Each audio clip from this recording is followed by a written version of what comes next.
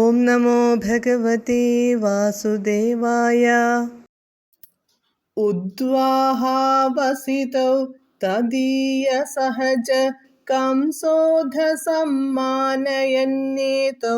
സൂതതയാ ഗതഃ പഥിരഥേ വ്യോമോധയാ ത്വദ്ഗിരാ അസ്യാസ്ത്വാമതിദുഷ്ടമഷ്ടമസുതോ ഹന്തേതി ഹന്തേരിതഃ സന്ത്രാസാത് സതു ഹന്തുമന്തികഗതാം തന്വീം കൃപാണീമധാത്.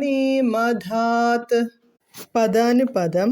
ഉദ്വാഹാവസിതൗ അഥ വിവാഹം കഴിഞ്ഞതിൽ പിന്നെ, തദീയ സഹജഃ അവളുടെ സഹോദരനായ, കംസഃ കംസൻ, ഏതൗ ഇവരെ രണ്ടുപേരെ, വസുദേവനെയും ദേവകിയെയും, സമ്മാനയൻ നന്നായി മാനിച്ചുകൊണ്ട്, സുതതയാ ഗതഃ തേരു തെളിച്ചു പോയി, പഥി വഴിയിൽ, രഥേ തേരിൽ വച്ച്, അതിദുഷ്ടം ത്വാം മഹാദുഷ്ടനായ നിന്നെ, അസ്യാഹ ഇവളുടെ, അഷ്ടമിസുതഃ എട്ടാമത്തെ പുത്രൻ, ഹന്ത ഇതി കൊല്ലുമെന്ന്, വ്യോമോധയാ ത്വദ്ഗിരാ ആകാശഭാഷിതമായി വന്ന അങ്ങയുടെ വാക്കിനാൽ, ഹന്തഃ കഷ്ടം, ഈരിതഃ കോപിക്കുകയും, സഃ തു അവനാകട്ടെ, സന്ത്രാസാത് ഭയന്നു വിറച്ച്,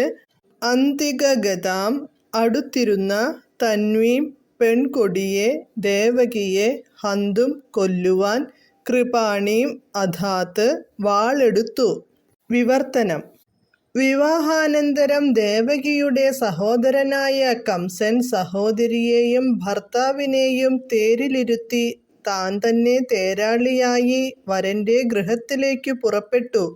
വഴിമധ്യേ ഇവളുടെ എട്ടാമത്തെ പുത്രൻ നിന്നെ കൊല്ലും എന്ന അശരീരി കേട്ട് ഭയന്നു വിറച്ച്, തൻ്റെ സമീപത്തിരിക്കുന്ന ദേവകിയെ കൊല്ലുവാനായി വാളെടുത്തു.